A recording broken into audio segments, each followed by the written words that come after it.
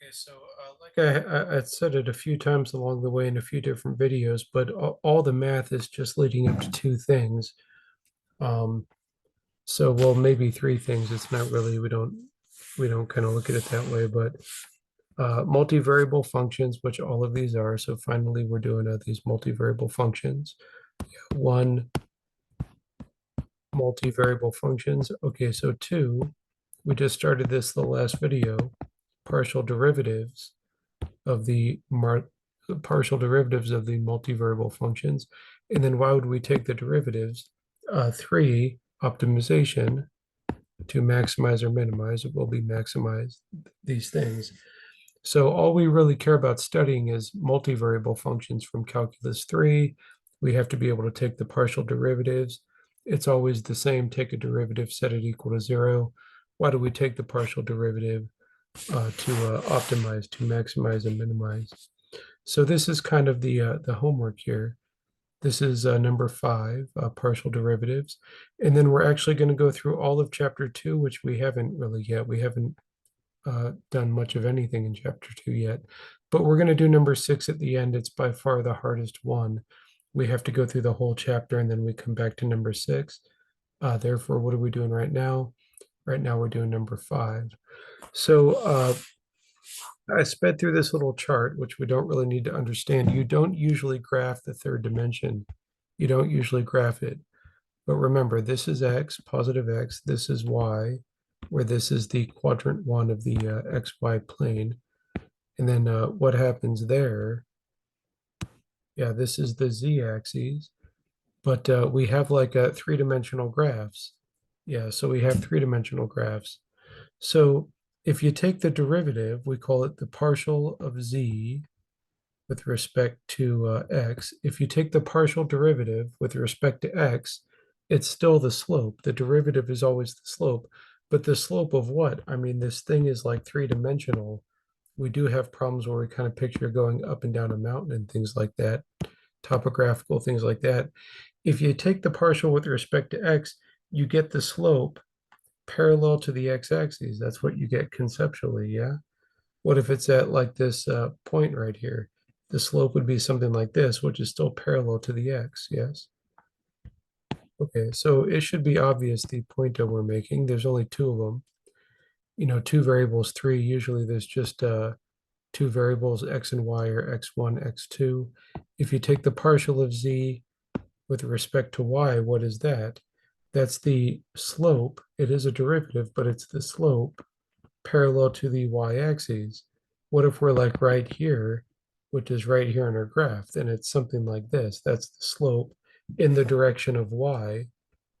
You know, we do kind of have a two-dimensional parabola there, a very bad drawing, but you know, this is the y-axis, this is the two-dimensional, and it's back to two-dimensional, no longer three-dimensional, where we have a slope, a tangent line at any given point. So when you take the partial derivative with x or with respect to x or y, you're basically kind of tracing out a two-dimensional graph that's parallel to the x or the y axes there. Okay, so we haven't talked about how to take a partial derivative. How to take a partial. Partial means partial derivative. How you take a partial derivative is you take the partial derivative with respect to x. Y is a number. Remember, y is a number means y is held constant. It's the same as like y equals 2 or something. Yes. So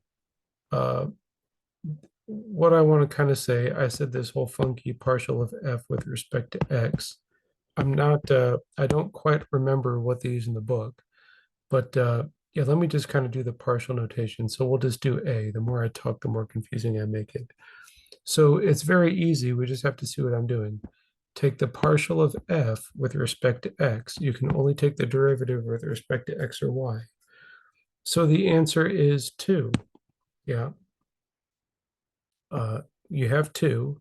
We're taking the derivative with respect to x. So it's 1 plus 4. Y is held constant. So y is just like, what if we have 4a? A we're supposed to acknowledge as a constant. A partial derivative is no different than other derivatives. So the derivative of a number is 0. I don't know why I read a 4. Yeah, 4y. Yes, 4y is a number. So the 4y is just a number held constant. So the derivative of the whole thing is 0. The answer is 2. So the partial of f, this is a, with respect to x equals 2. Can we guess the partial of f with respect to y? It equals 4 because x is held constant, yes? Okay, so these here are all very common. B, in fact, so is A. But we're not going to name these until we read the book. We're going to review all of this in just a second, yeah. But when you have x to the A, y to the B, things like that, we see this a lot. It has a name. Microecon. Now this looks really complicated, these things, but remember, if you take the derivative with respect to x, y cubed is just a number. Take the derivative with respect to x, you literally have something like a x squared. The y cubed is equivalent to just a number. Yeah. Okay, so B, take the partial derivative of f with respect to x. The y cubed does not change. It's 2x y cubed because y cubed is just a number. So it does equal 2x y cubed. Okay, so let's not spend any time here. B, take the partial of f with respect to x, and that equals 2x y cubed. Take the partial of f with respect to y, that equals 3y squared. X is held constant, x squared. Yep. So it doesn't matter if we're dealing with fractions or something like that. C should be equally as easy. So take the partial of f with respect to x means y is held constant. We're taking the derivative with respect to x. Okay, so we have to take something downstairs or something, but it is 1/3 x to the 1/3 minus 3/3 minus 1, and y is unchanged. It's not hard, we're just messing with fractions now. Yes, it does equal y to the 2/3 over 3 x to the 2/3. I totally just skipped a lot of math, but we should be able to do that. That is the answer there. So let's do all of it in one fell swoop, I think. C. This is another notation just to do it, but fx xy is the partial derivative with respect to x. That's one way to write it. Is 1/3 x to the negative 2/3. I know we just did this, but we're doing it again. Yeah, so it equals y to the 2/3 over 3x to the 2/3. Okay, we're just going to run out of room. I was trying to save room, but I just took up the same amount of room. So the partial of the same one with respect to y, yeah, is going to be x to the 1/3 is held constant. It's 2/3. Y to the 2/3 minus 3/3 is negative 1/3. So that would equal 2 x to the 1/3 over 3 y to the 1/3. Yes. Okay, can we quick take the derivative of d? Yes. What is the derivative of the partial with respect to x? Is y to the 1/2.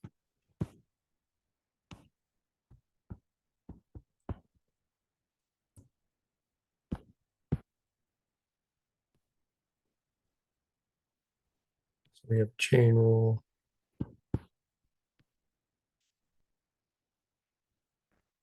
What is the partial with respect to